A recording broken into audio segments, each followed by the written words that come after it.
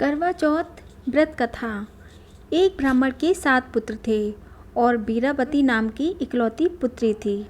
7 भाइयों की अकेली बहन होने के कारण बीरावती सभी भाइयों की लाडली थी और उसे सभी भाई जान से बढ़कर प्रेम करते थे।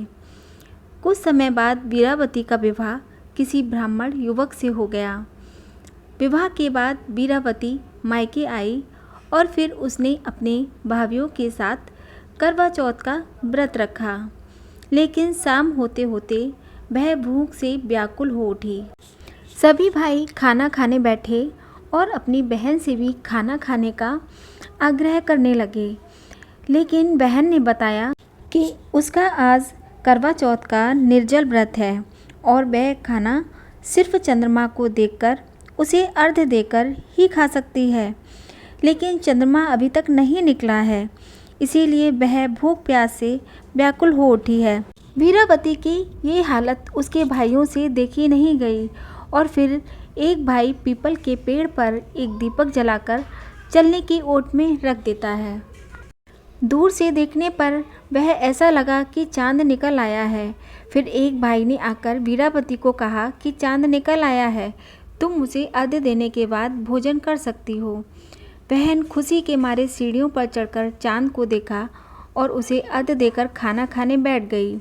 उसने जैसे ही पहला टुकड़ा मुंह में डाला तो उसे छींक आ गई, दूसरा टुकड़ा डाला तो उसमें बाल निकल आया। इसके बाद उसने जैसे ही तीसरा टुकड़ा मुंह में डालने की कोशिश की तो उसके पति की मृत्यु का समाचार उसे मिल गया। उसकी भाभी उसे सच्चाई से अवगत कराती हैं कि उसके साथ ऐसा क्यों हुआ। करवा चौथ का व्रत गलत तरीके से टूटने के कारण देवता उससे नाराज हो गए हैं।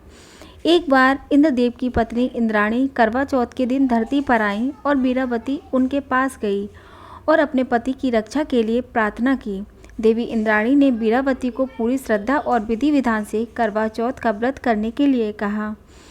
इस बार बीरावती पूरी श्रद्धा से करवा चौथ का व्रत रखा। उसकी श्रद्धा और भक्ति देखकर भगवान प्रसन्न हो गए और उन्होंने बीरावती को सदा सुहागन का आशीर्वाद देते हुए उसके पति को जीवित कर दिया। उसके बाद से महिलाओं का करवा चौथ पर अटूट विश्वास होने लगा। दोस्तों, अगर आप लोगों को हमारी कहानियाँ पसंद आती हो तो हमारे चैनल को सब्सक्राइब कीजिए, वीडियो को लाइक कीजिए और शेयर अवश्य कीजिए। धन्यवाद।